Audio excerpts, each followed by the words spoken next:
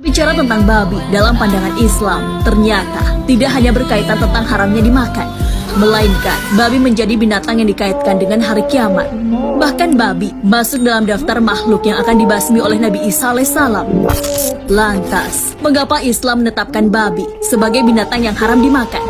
Fakta tentang haramnya babi dimakan memang sudah tidak bisa diragukan lagi. Sebab kitab suci Al-Quran sudah menjelaskan larangan tersebut secara jelas. Allah Subhanahu wa Ta'ala berfirman, "Sesungguhnya Allah hanya mengharamkan atasmu memakan bangkai, darah, daging babi, dan apa yang disembelih dengan menyebut nama selain Allah."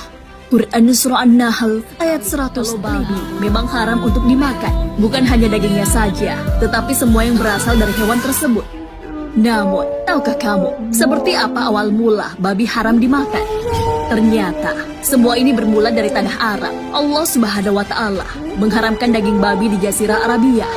Walau dulu belum ada satu ekor pun babi yang hidup di Arab, hal ini dibuktikan bahwa pada zaman jahiliyah, bangsa Arab sama sekali tidak pernah menyebut babi dalam syair, tidak sama seperti hewan lain pada umumnya.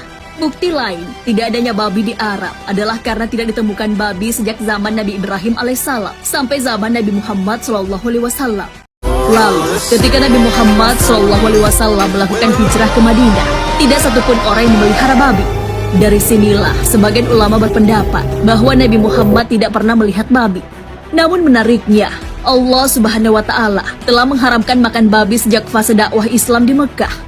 Tentu kita heran, mengapa sudah diharamkan sementara di Mekah tidak ada satu ekor pun babi yang ditemukan. Bahkan setelah Rasulullah SAW hijrah ke Madinah pun, Allah Subhanahu wa Ta'ala menguatkan larangan makan babi. Hal ini lagi-lagi dijelaskan dalam sebuah ayat di dalam Al-Quran. Allah Subhanahu wa Ta'ala berfirman, "Diharamkan bagimu memakan bangkai, darah, daging babi." Quran Surah Al-Maidah ayat 3.